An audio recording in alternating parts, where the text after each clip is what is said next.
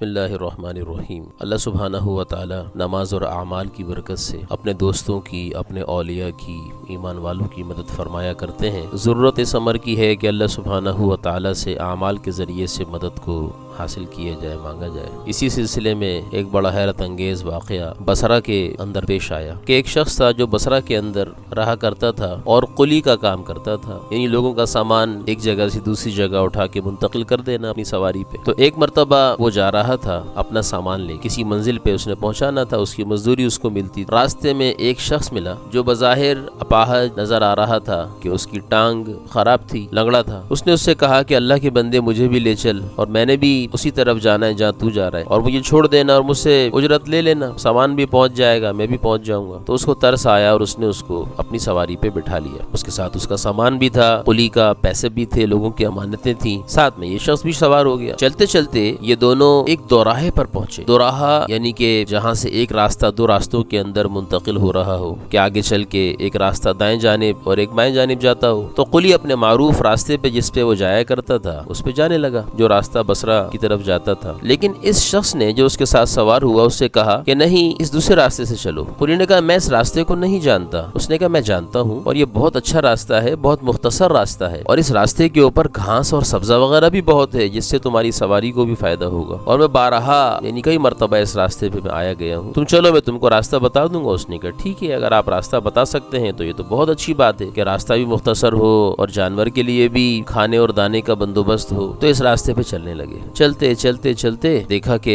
اچانک یہ راستہ ایک گھناؤنے جنگل کے اوپر جا کے بند ہو گیا۔ اب یہ شخص قلی جو ہے دائیں بائیں دیکھنے لگا تو اس نے دیکھا کہ بہت سی لاشیں، بہت سے ڈھانچے انسانوں کے وہاں پہ پڑے ہوئے، اور اس منظر کو جب اس نے دیکھا تو وہ سوار اپنی سواری سے چھلانگ مار کے نیچے اترا، اور قلی نے دیکھا یہ تو بالکل ٹھیک ہے، یہ تو کوئی اپاہج نہیں ہے، اور اس نے اپنے چوغے سے خنجر نکالا اور اس کو دھمکانے لگا۔ اس نے کہا اللہ کے بندے یہ کیا؟ اس نے کہا میرا کام ہی یہی ہے، میں لوگوں کو بہلا پھسلا کے وہاں سے لاتا ہوں اور پھر ان کی یہ ساری چیزیں میری ہو جاتی ہیں۔ اس نے کہا خدا کے لیے مجھے چھوڑ دو، میرا سامان لے لو، میرے پیسے لے لو، مجھے چھوڑ دو، سواری لے لو۔ اس نے کہا نہیں، میں تم کو قتل کروں گا اور اس کے بعد یہ سب چیزیں تو میری ہی ہو جائیں گی، ہاں تمہاری کوئی آخری خواہش ہے تو میرے سامنے رکھو۔ اس نے کہا اگر تو نے مارنا ہی ہے تو پھر مجھے 2 رکعت نماز کی مہلت دے دے۔ وہ ہنسنے لگا، اس نے کہا پڑھ لو نماز، یہ جتنے پڑھے ہوئے ہیں انہوں نے بھی نماز کی اور اعمال کی خواہشیں کی تھی اور کسی کا کچھ نہ بنا۔ خیر اس نے مہلت دے دی، وہ نماز میں مشغول ہو گیا، اور نماز جب وہ پڑھ رہا تھا تو انسان سوچ سکتا ہے کہ زندگی کی آخری نماز جو لگ رہی ہو وہ کیسی ہوگی۔ جب کچھ تاخیر ہونے لگی تو اس ڈاکو نے پیچھے سے واویلا کیا کہ جلدی نماز پڑھ، حتیٰ کہ اس کو قتل کرنے کے لیے اس نے خنجر نکالا اور اس کو مارنے لگا۔ تو اچانک دور کہیں آسمانوں سے آواز ہے لا تقتل، اس کو قتل نہ کر۔ ڈاکو حیران ہوا، اس نے دائیں بائیں دیکھا، کوئی شخص نظر نہ آیا کہ کون منع کر رہا ہے۔ دوبارہ اس نے مارنے کا ارادہ کیا نماز کے دوران اس شخص کو، قلی کو، تو پھر ذرا قریب سے آواز ہے لا تقتل، اس کو قتل نہ کر۔ پھر دیکھا پھر کوئی نہیں تھا۔ جب تیسری مرتبہ اس نے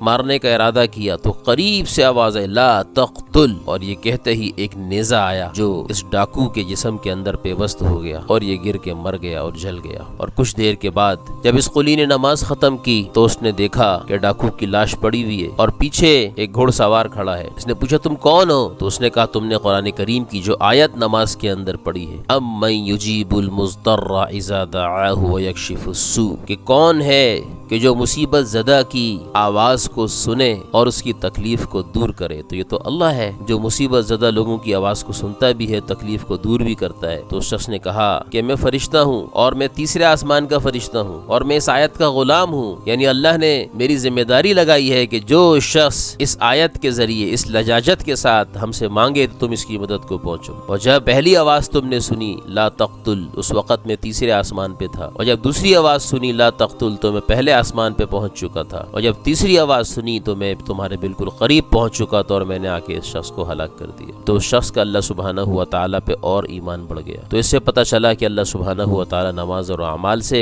ہمارے کاموں کو بناتے ہیں۔ اسی لیے حدیث پاک میں اذا حزبہ امر فزع الی الصلاۃ، نبی کریم صلی اللہ علیہ وسلم کو جب کوئی مشکل امر پیش آتا نماز کی طرف متوجہ ہوتے۔ تو اگر ہم بھی اپنی عادت بنا لیں، سب سے پہلے تو نماز کے اوپر اپنا عقیدہ مضبوط کریں کہ اللہ اس کی برکت سے اور دوسرے اعمال کی برکت برکت سے اللہ ہماری دین اور دنیا کے کاموں کو بنائیں گے، اور پھر جب کوئی مشکل پریشانی تنگی پیش آئے تو نماز میں مشغول ہو جائیں۔ کسی اہم کام سے جا رہے ہیں تو 2 رکعت نماز صلاۃ الحاجت پڑھ کے اپنے گھر سے نکلیں۔ سفر کے اوپر جا رہے ہیں صلاۃ سفرانہ پڑھ کے نکلیں، یہ 2 رکعت ہوتی ہے۔ اور بھی کوئی مشکل پریشانی ہو، کوئی عدالت کا کیس ہے، کوئی مریض ہے، کوئی سودا کرنا ہے، کوئی پیمنٹ ہے، کوئی معاملہ ہے، کوئی دشمنی ہے، تو اللہ سبحانہ و تعالی سے 2 رکعت نفل پڑھ کے دعا کریں۔ اللہ پاک اس کی برکت سے ہمارے تمام مسائل کو حل کر دیں گے۔ اللہ پاک ہمیں اعمال پہ مسائل کے حل ہونے کا یقین نصیب فرمائے اور اس کی دعوت کو عام کرنے کی توفیق عطا فرمائے۔ وآخر دعوانا ان الحمد للہ رب العالمین۔